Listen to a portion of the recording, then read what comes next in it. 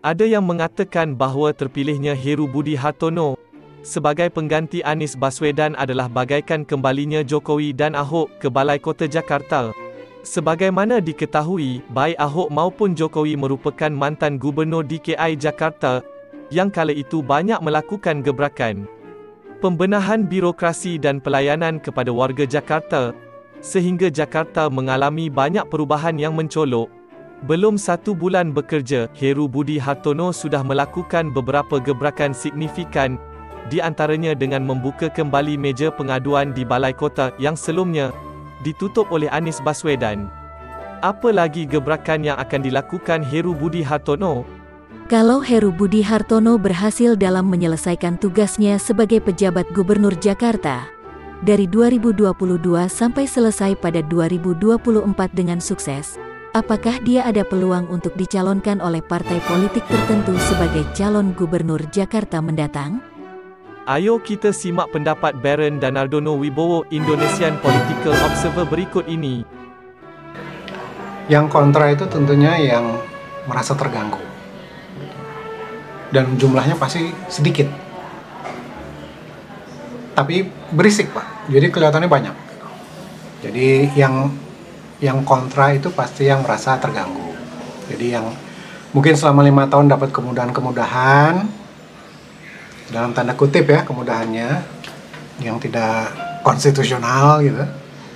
Itu setelah pergantian pemimpin, kemudian kemudahan itu menjadi hilang gitu. Jadi ya biasa pagi-pagi sudah ada kopi, sekarang sudah nggak ada, harus beli sendiri kalau mau gitu kan. Jadi ya kalau orang Jawa bilang miso-miso gitu ya, miso-miso gitu, ngomel-ngomel gitu ya, tentang pejabat yang baru ini. Tapi juga nanti berjalannya waktu juga akan diem sendiri gitu. Jadi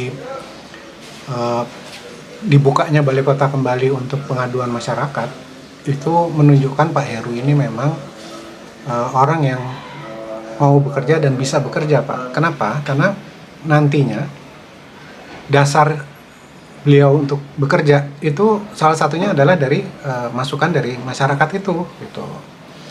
Itu yang dulu dilakukan oleh Pak Ahok ya. Jadi ada pengaduan apa gitu, cepet bisa langsung sampai ke suku dinas. Jadi bisa langsung dieksekusi. Misalnya ada jalanan bolong atau ada kali yang sudah lama tidak keruk atau sampah numpuk, itu bisa langsung dieksekusi gitu. Jadi pemangkasan birokrasi seperti yang disampaikan berulang-ulang oleh Pak Jokowi gitu ya.